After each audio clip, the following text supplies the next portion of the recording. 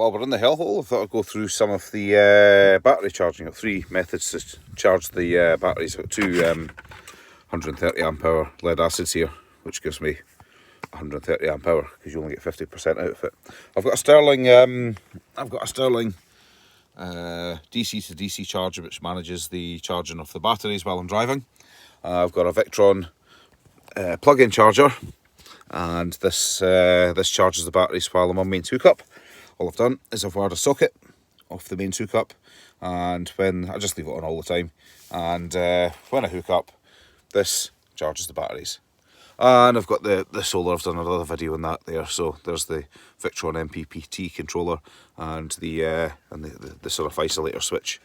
So one mistake I made when I first started, I didn't take a friend's advice. He said, buy Victron. It can be a bit more expensive, particularly for inverters, which is why I haven't.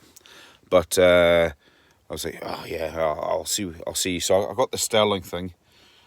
Cost a couple of £100, and I don't know what it's doing. It's got all these indicator lights on it and different sequences of pressing these 2 buttons here, the red and the blue, will tell you different things.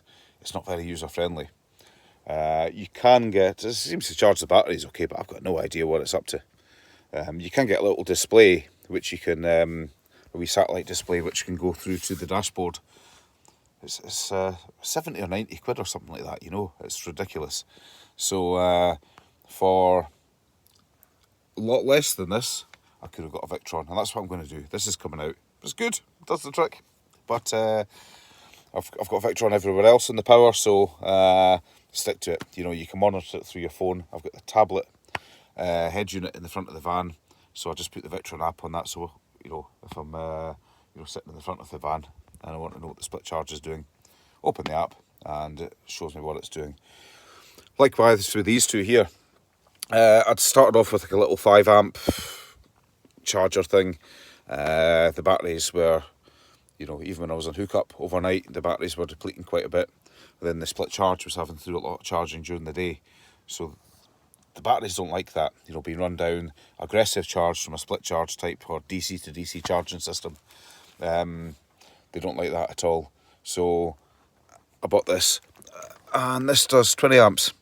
So how you size them is you take your battery capacity and you size these around your mains charger around about 20%. Same with your split charger.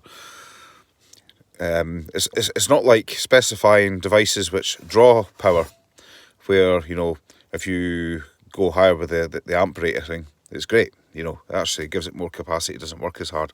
With charging things, you know, that will charge up to 20 amps. I don't want any more going into these batteries because, you know, it's too much.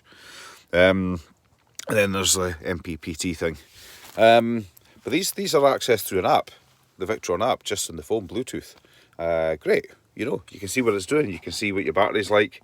You know, yeah, you can have these like sort of little LED battery indicators knocking around, quite handy.